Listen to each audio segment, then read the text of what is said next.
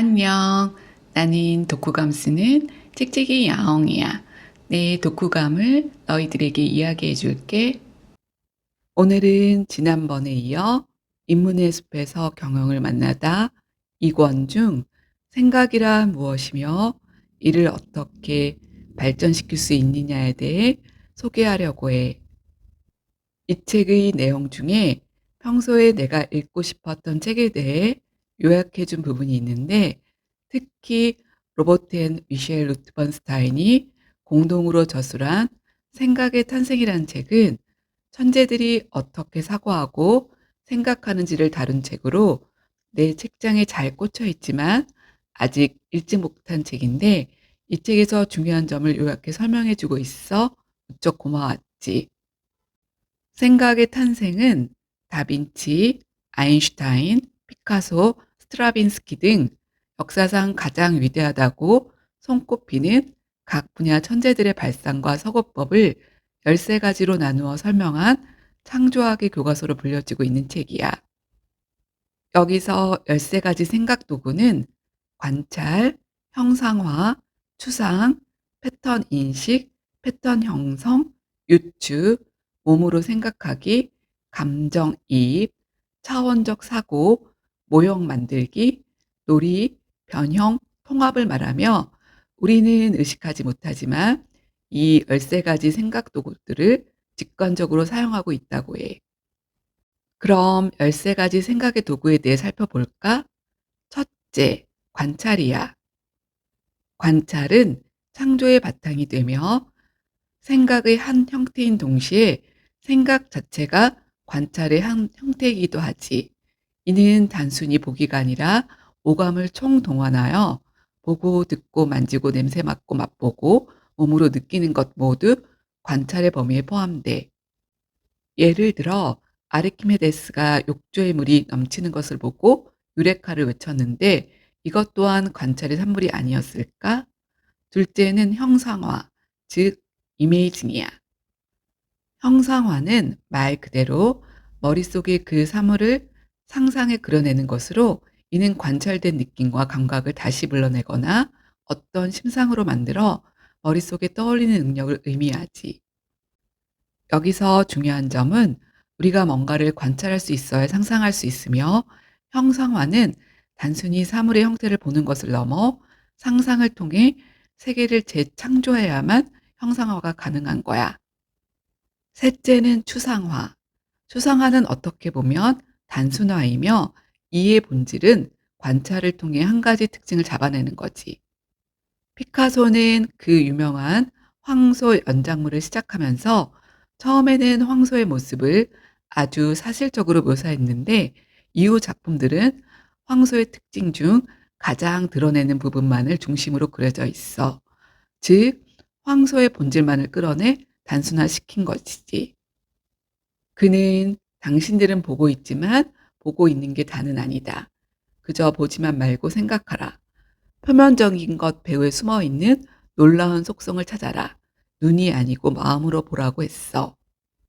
네 번째 생각 도구는 패턴 인식이야.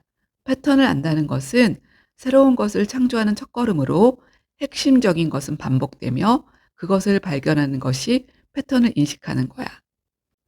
가령 현대 음악에는 고전 음악의 핵심적인 메타포가 담겨 있는데, 음악 감상을 할 때 현대 음악보다 고전 음악을 먼저 듣는 이유가 그 핵심적인 메타포를 우리 인식 안에 내장하기 위해서지.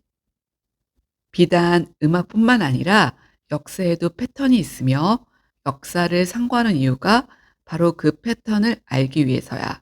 왜냐하면 그 패턴들이 모여서 메타 패턴을 만들게 되고, 그를 인식하고 활용한다면 남들과 차별화된 행동이 가능하니까. 다섯 번째는 패턴 형성이야.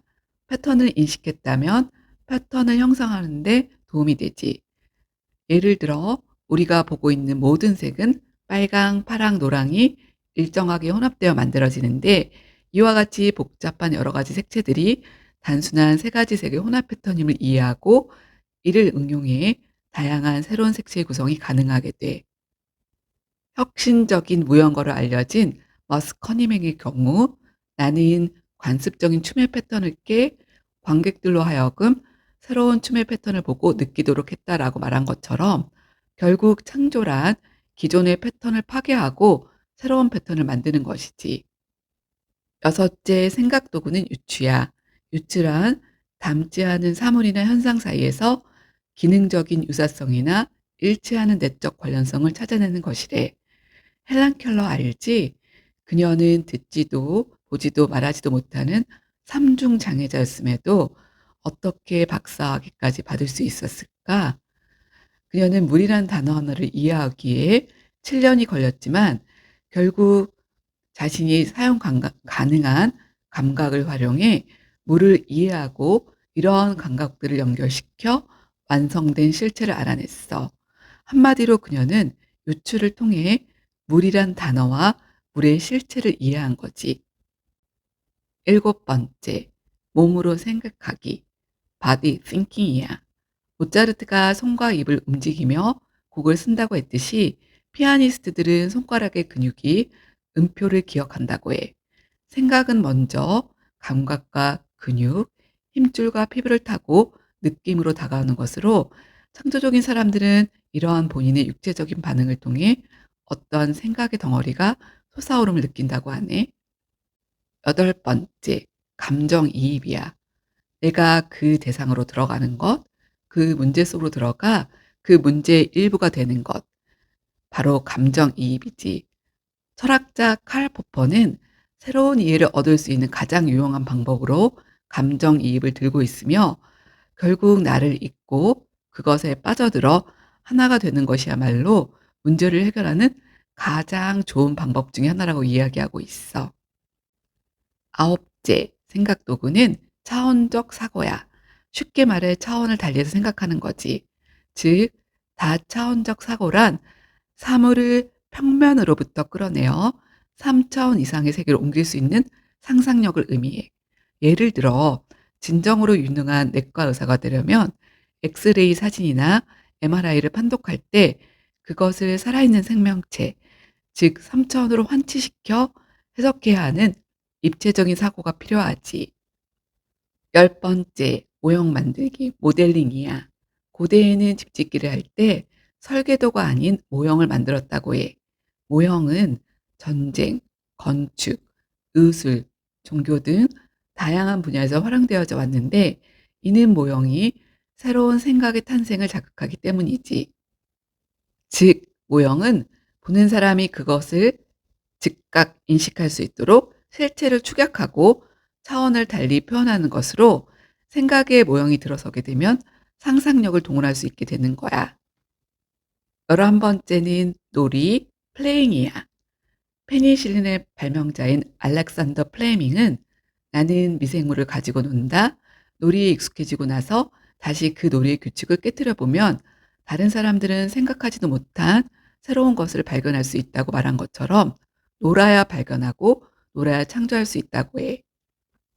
12번째 생각의 도구는 변형, 트랜스포밍이야.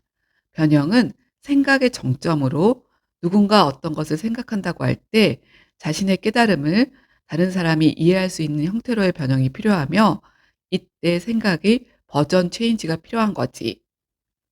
바울 클레는 바흐의 음악을 시각적 요소들을 혼합하여 이미지 음악이라는 것을 만들어냈으며 음악과 미술이라는 서로 다른 분야를 연결해내는 메타 패턴의 실체를 보여줬어. 마지막으로 13번째는 통합이야. 우리 인간은 공감각을 통해 기억, 지식, 상상, 느낌을 따로따로가 아닌 동시다발적인 방법으로 이해하는 통합적 이해, 즉 통섭이 가능하다고 해. 청각 장애자이며 타악기 연주자인 이블린 글레니는 일반적으로 듣는다라고 표현하지만 제 경우엔 보는 게 곧 듣는 거죠. 만일 누군가 연필을 바닥에 떨어뜨린다고 생각해 보세요. 그걸 보면서 '아 소리가 나겠구나.'라고 추측합니다. 상상력을 발동시키는 거죠. 그러면서 저는 듣는 겁니다. 즉 그녀는 공감각을 활용해 감각과 사고를 통합하는 사고의 과정을 보여주고 있어. 즉 생각한다는 것은 정신적인 요리를 하는 것이며 창조의 상상력으로 어떤 요리가 나올지 모르는 세계로 들어가는 것이지. 우리도 여기에 나오는 13가지 생각의 도구를 적극적으로 활용해 창조적 사고를 함으로써 삶과 나를 둘러싼 세계의 새로운 면을 발견하고 대가처럼은 아니지만 우리 나름의 독창적인 결과물을 만들어내면 어떨까? 장마가 오락가락하는 무더운 여름이야. 더위에 건강 조심하고 곧 만나. 빠빠이.